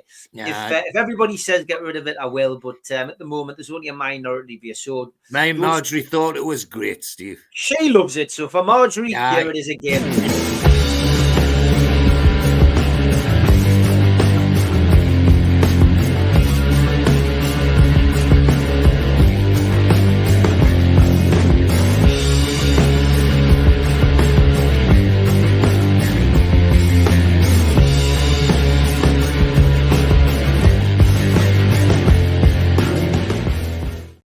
It's funny, Simon says, can you not find a more flattering photo of Lee Clark? Have you tried finding the flattering photo? Lee Clark, I was with him last night. We're working at Felon Cricket Club last night together. And every photo of Lee is like, that's the way he used to play, with his tongue in his cheek. And he's very aware that he used to do it. The one I nearly used was the one with the championship trophy. Just Google Lee Clark with championship trophy. It's when he's on the top of the bus on his way to the Civic Centre. He's absolutely hammered. That's key-eyed, isn't he? And it's got to be the best photo of Lee Clark. If I can dig it out before the end of the show, I will share it with you. But yeah, he was on top form last night, and great lad, Cloggy. Big fan of the show. We'll have him back on before the end of the end of the season, I think. Okay, time to look ahead to Burnley, and as always, we get a couple of insights. First up, it's Scunny Mag, Paul Ferguson. He'll tell you which bars you can go to and how to get to Burnley. Hi folks, Paul here with your penultimate away day guide of the season. This one's for Burnley away. It's coming up.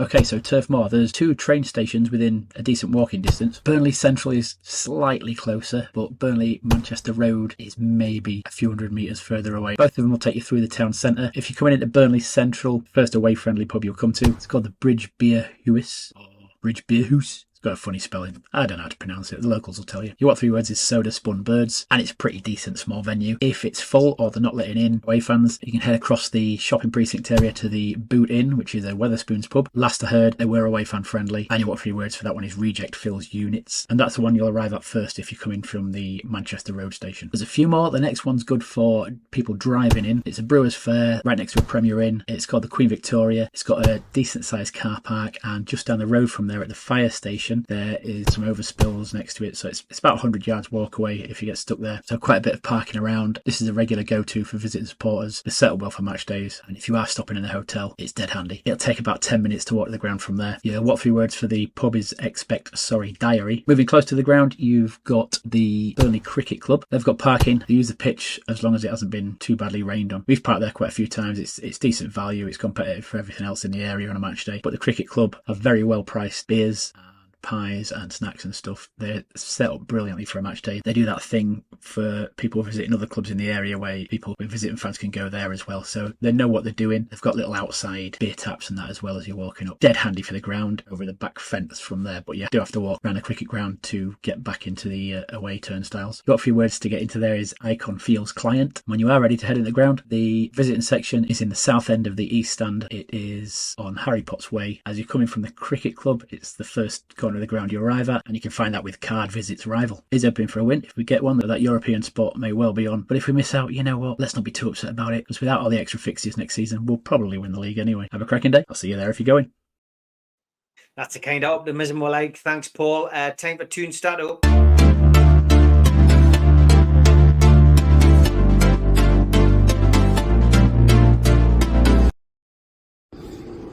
Hi all, 4 games to go and the game is on for the European places.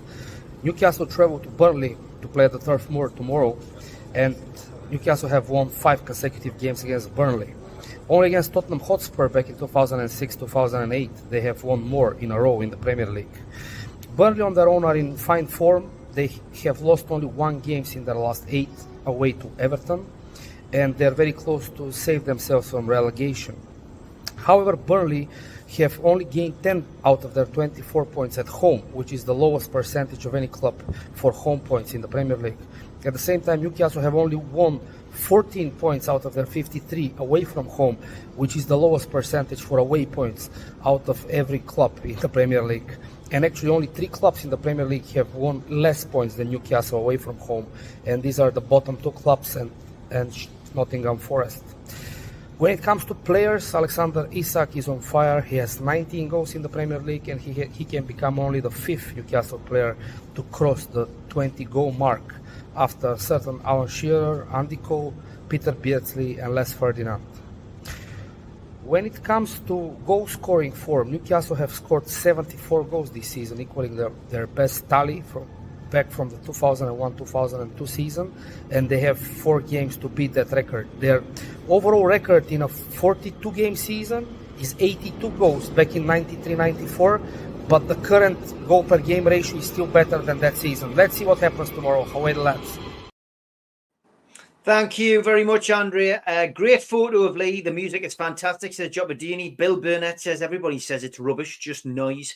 Should turn down the music. Your voices are a reasonable level and the music's deafening through the surround sound.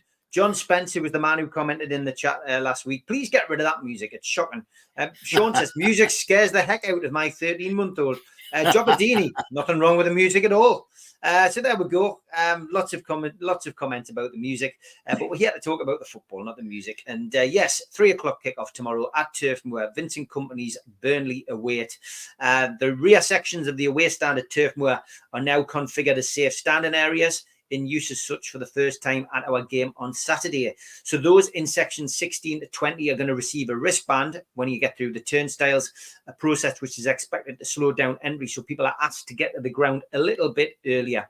Random ID checks are still being carried out by Newcastle United at all away games, which adds to the possibility of delays as well. So please get there earlier if you can. As I mentioned earlier, Eddie Howe's 100th Premier League game for Newcastle. He's looking for his 49th victory, 25 draws and 26 defeats were his other results, and he is the second best manager we've had in the Premier League after War Kev. Speaking today, Eddie Howe confirmed that Fabian Schär is going to miss the remainder of the season with a hamstring issue that forced him off at half-time last week against Sheffield United. Miggy Almiron is back with the senior squad after his injury, and he's been training since Wednesday. There is also increasing optimism that Joe Linton is closing in on a return. He's been out, of course, since the FA Cup match in January. Kieran Trippier is still training in Dubai. He is expected to come back before the end of the season as well, but he's coming too soon tomorrow, which means that Nick Pope's the only person whose availability at the moment is unclear. He is, again, involved with the first team now, so you would imagine it will be sooner rather than later. No Willock, Miley, Target, Tonali, Botman, all the cells. Martin Dubravka, incidentally, if he plays tomorrow, which is expected, will make his 150th Premier League appearance for Newcastle. And just on appearances, Dan Burn is 1 game away from making it 100 appearances. Wow. As for Burnley, Aaron Ramsey, Jordan Bear, Nathan Redmond and Emil Al-Dakil remain sidelined, and there could be a recall for Luca Kalesho. Burnley are undefeated in 3 games and have been beaten just once in the last 8 games. At home, they've won 1 and drawn the other 2 of their most recent matches. Referee for the 4th time this season for a Newcastle United fixture is Anthony Taylor. And he took charge of the 2-2 at Wolves, the 4-2 defeat at Liverpool, and the 3-2 away win at Nottingham Forest.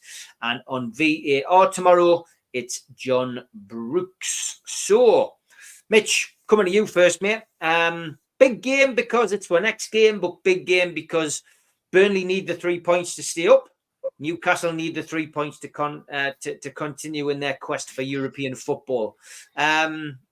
Looking at the stats, looking at the current form, you don't know which Newcastle's going to turn up. You don't know which Burnley's going to turn up. A lot of this points towards it being a score draw, but you know, obviously, depending on other results, that could be good for us. It might not be good for us, but you know, going to Burnley and having a go is what we want to see, I guess. But what's your take?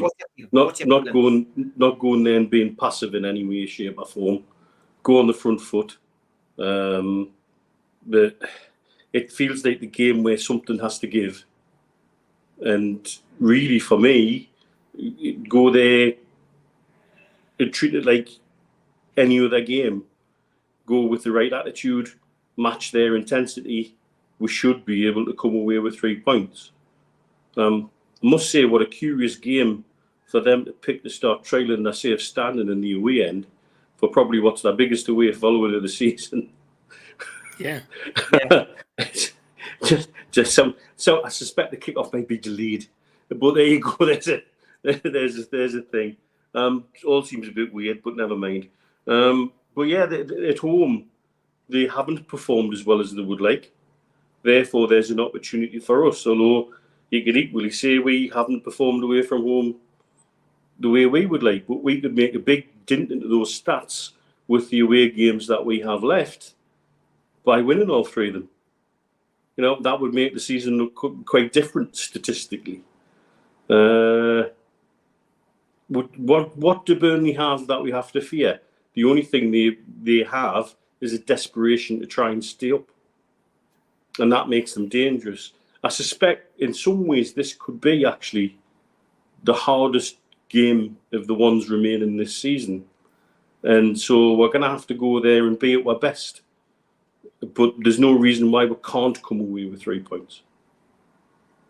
Yeah, George, your feelings on this game? It's as I say, it is a big game for us because it's our next game, but it's it's the business end of the season, and there's business to be done. And it's not the first time we've gone to Burnley and they've been in relegation trouble. Of course, we played them in the last game of the season and we sent them down when they were last in the Premier League. Yeah. It has a nice personal touch for me because I spent a fortnight on trial at Burnley at Turf Moor, so it has some good memories.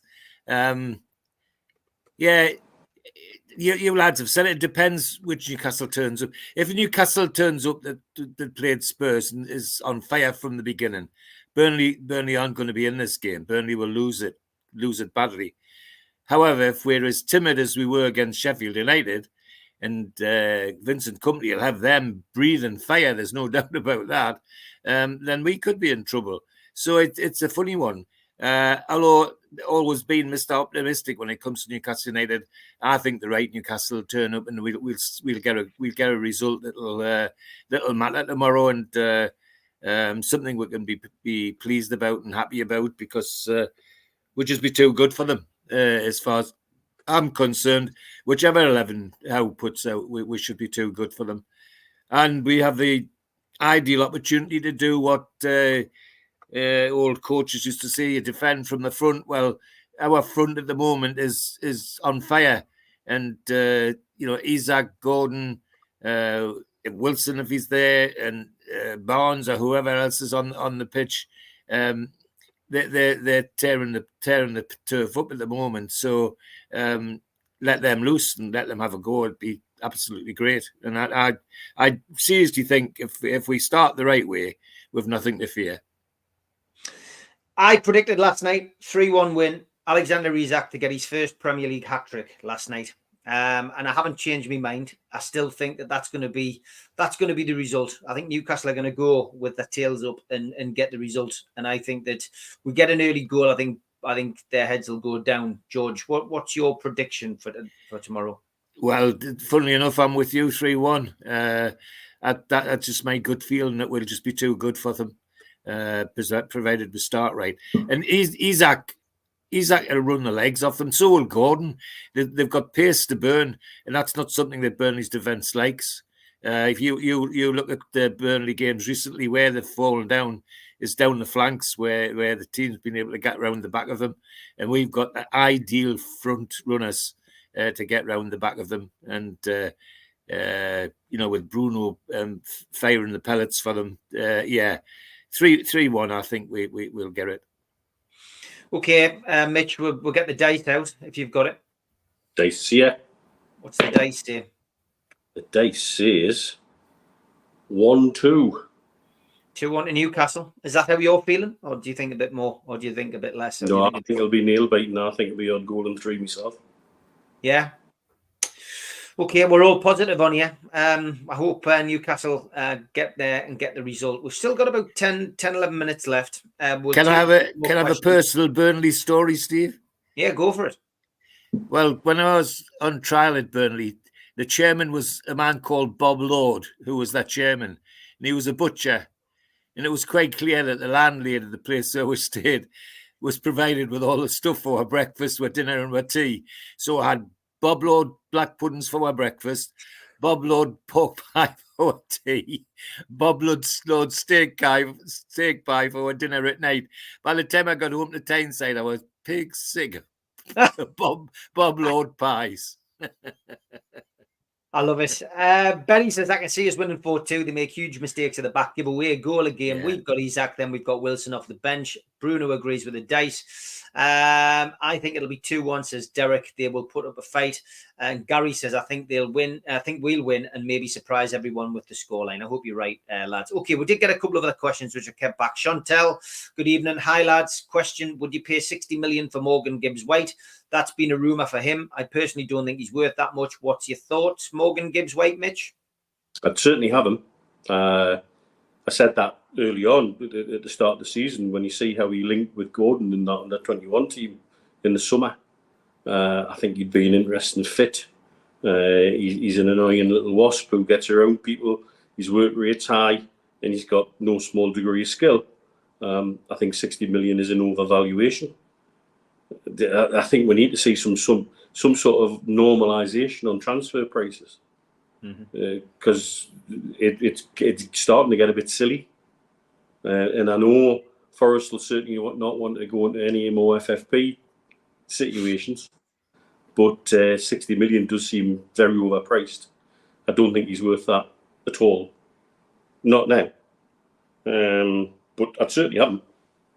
I think my benchmark would be, Anthony Gordon. When you look at what we paid for Anthony Gordon, I think that's £15 million too much for Morgan Gibbs-White, George. Yeah, I agree with you. But I also agree that he's a player that would be nice in our squad. And Neil makes a great point about the under 21s thing, where him and Gordon just dominated that team and linked them very well together, and could do the same for us. But he's quick, he's athletic, he's not easy to push off the ball. He's got an eye for goal. So there's lots about him that I like. But he's an athlete as well as a footballer, and that kind of players I like. So I would have him. But I agree with you as well, Steve. 60 million, at least 15 too much. It is, yeah. Mitch, can you answer that question or not? I didn't get the names of the players. I just told there was 3 offers out. Okay. No problem.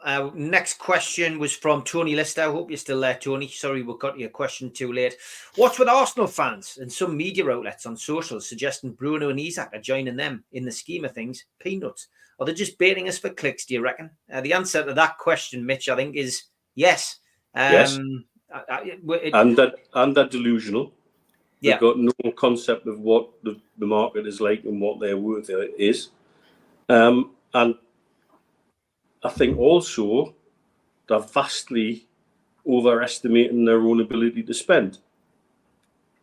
There's no way they're going to get Bruno or Isaac for anything less than 100 million for either.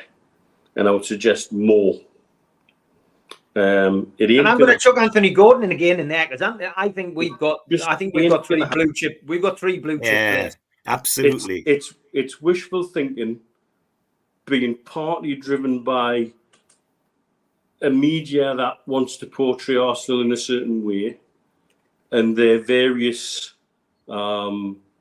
fan-based accounts and YouTube accounts who have a real misunderstanding of what their position in world football and finances are.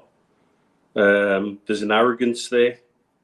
They really just genuinely don't have a clue, and they're going to get a surprise.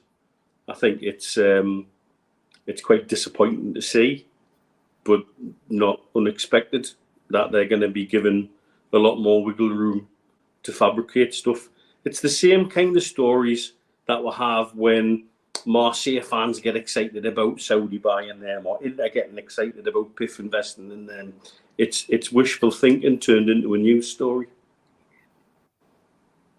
You're nodding away there, George. You're clearly in agreement. Well, and worse than that, when you read it and you think, they used to say we were entitled. My God, we were never like that. Please, God, we were never like that. I mean, my first thought was that was to ring Neil up and say if he could take the two of them into his surgery and remove their dentures from their arses and put them back in their mouth.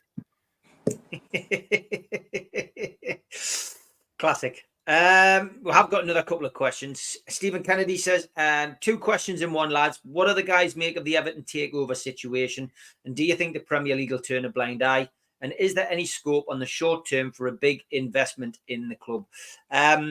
Yeah, I mean, look, the Everton takeover, let's focus on that, Mitch. It's, something that we went through, a prolonged takeover. Everton has still got a way to go. That's what my answer would be, because if Newcastle's takeover was strung out, then this one has got to be.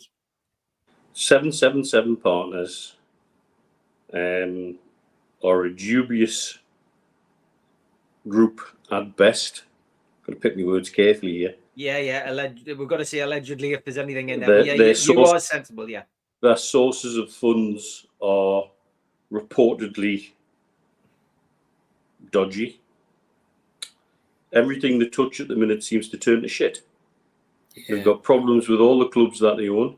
They've just had 2 airlines where they've had all of their aircraft repossessed and left passengers stranded all over Australia and Canada. The chairman is somebody who, and I think I can say this because it's a fact, has done time in US prison for drug trafficking, has some quite unusual links to certain individuals in South America. They've created this situation because of Mashori's desperation to get Everton out of his hands, probably before they dig even deeper about how his links with Usmanov haven't really fully gone away, but that's another show in itself. The constant loans that are given out are unsecured borrowing, which are now very close to getting to the max that Everton can take. The Premier League have said that they would allow the takeover to happen, but I think there's about 4 or 5 conditions, and they're really strict conditions, and they've already failed 2 of them. And they've asked for an extension on the 3rd. That doesn't sound very good either. The new stadium, interestingly, John, there's rumours, and actually it's not rumours, there's word from companies associated with the new stadium that 77 partners were already investing within some of those companies, and it's the same story of bills not being paid, wages not being paid, and people walking out on the job. It's a holy mess. By creaking the door open to them and allowing the loans to happen to Everton, the Premier League have sort of allowed potentially one of the worst owners possible to come close to getting their hands on a Premier League club, and I genuinely don't think they will. I suspect what we will see, and this again comes back to events off the pitch shaping the season, that if Everton are more than 10 points clear going into the last game of the season of relegation, they will pull the plug and go into administration, take 9 points, survive on the basis of that, and rebuild from there. Yeah, George, it's a calamity, isn't it? At Everton, disaster. I mean, they're even. My understanding is, and it's got to be allegedly, is that there are 3 cruise ships stuck all over the bloody world where the crews have just walked off because they haven't been paid. So it ties in with all the other things that they're allegedly involved in. And as I keep saying, I like to go back to being a football fan. My God, if I was an Everton fan, I'd be worried. I'd be really worried. We were sweating on what was happening to our takeover. At least we knew the people that were coming into us had the money to do it and the balls to do it. We don't know anything about these fly-by nights. They're really, and everywhere they go. I mean, wasn't Isaac Hayden owed money with them because they were in Standard Liège, yes. Yeah. Came back from the loan. Yeah. Yeah, and that touched us, and poor Isaac would play for nearly several months without getting a penny, and people were scathing about him coming back. Well, who can blame him? And that was them as well. So it's a nightmare, and football, putting football on the pitch rivalries aside, I for all these clubs, they have my utmost sympathy. All they want to do, the supporters, is support their team and wave their scarves and wave their flags and all that sort of thing. If there's anything going to knock the stuffing out of them, it's something like this. That's not that they're making. It's maladministration by the people that've been running that club, who led them to think that all this was right and it wasn't, and it's gone on and on and on. And I just have a huge sympathy for them, and hope to goodness it gets sorted in a sensible way for the fans. They're cack-handed as well. The ordinary owners. The progress with the new stadium. What did they do? They built a new stadium and lost Liverpool its World Heritage status because they built on a World Heritage site without permission. I mean, it just gets from one bad thing to another if you're an Everton fan, and I feel hard sorry for them because that they're real football fans like us at the end of the day. And even though we've got the best player, I still feel sorry for them.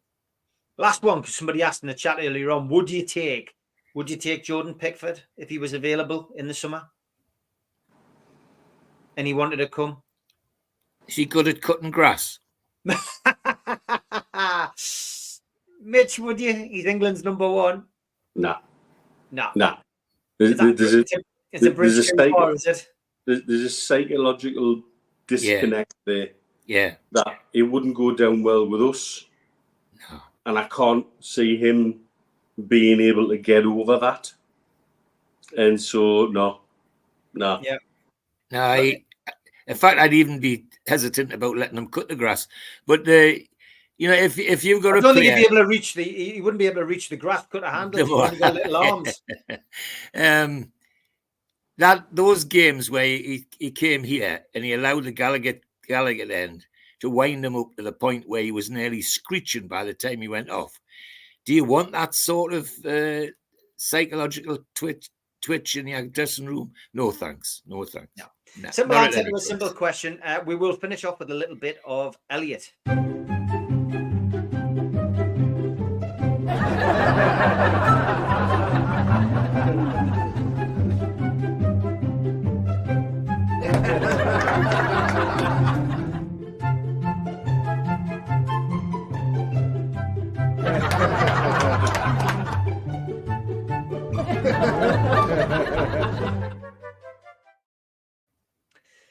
I used to date the woman who did the voice for the speaking clock, but now she won't give me the time of day. Oh, God. Cheers, Elliot. That's a great way to finish a great show. And as we did what we haven't done for a while, we went live on Facebook, LinkedIn, and Twitter, as well as YouTube. We did hit 1,001 live viewers. Wow. Thank you, everybody. Thanks, everybody, for doing that. And thanks for tuning in. I hope those of you who've tuned in on the other platforms did enjoy it. And I hope you'll join us on YouTube. We are on YouTube. You just need to subscribe. No live shows now until Thursday, but there are going to be some great shows. Tomorrow, 10 o'clock in the morning, Ben Jacobs is live. Sunday night, me, Mitch and Stu pre-recorded the professionals. We did a Q&A, which was absolutely fantastic. And we came off actually and went, wow, we'll have to do another one of them where we get people's questions, because we may not having to do the chat. We all had a bit of banter, and it's a really good show. An hour and a half on Sunday night at the usual time of 6 o'clock. Monday, we have recorded the fans forum, which is a little bit different. I'm not going to say anything more than that. I gave the lads 2 questions, one in each half, and there's some really good answers and arguments on that show. That's on Monday night. And then Tuesday, instead of Talk of the Toon, Sid, who is on Talk of the Toon, has pre-recorded his dream team, where he picks a team. And I tell you what, this is probably one of the most controversial dream teams that we've had in the series. He picks his all-time Newcastle United 11. He's got his subs, and he's picked his manager. So tune in for that on Tuesday. And then on Wednesday, which is the last pre-record for this week, me and George do another Those Were the Days. So you can tune in at 6 o'clock for that on Wednesday. I will be back on Thursday live with Supermac and Gibbo. And then I'll be back next Friday live with George, with Mitch, and hopefully with Steve Hasty, who has been busy working tonight. That's why he's not here. Have a great weekend. Let's hope Newcastle United get 3 points. And let's hope it's another step towards European football for Newcastle United and Eddie Howe on his 100th game. Good night, lads. Good night, everybody. Yes, everyone. Thank you. Thank you, everybody. Thank you.